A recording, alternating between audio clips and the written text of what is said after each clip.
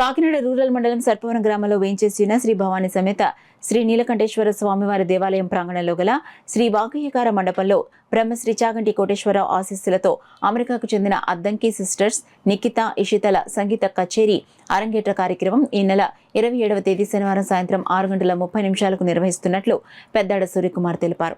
ఉన్నటువంటి శ్రీ వాగ్గయ్యకార మండపంలో 27/7/2024 శనివారం సాయంత్రం 6:30 గంటలకు గాత్ర సంగీత కచేరీ బ్రహ్మశ్రీ చాగంటి కోటేశ్వరరావు గారి ఆశీస్సులతో అద్దంకి సిస్టర్స్ నిఖిత ఇషిత USA వారి గాత్ర కచేరీ జరుగుతుంది.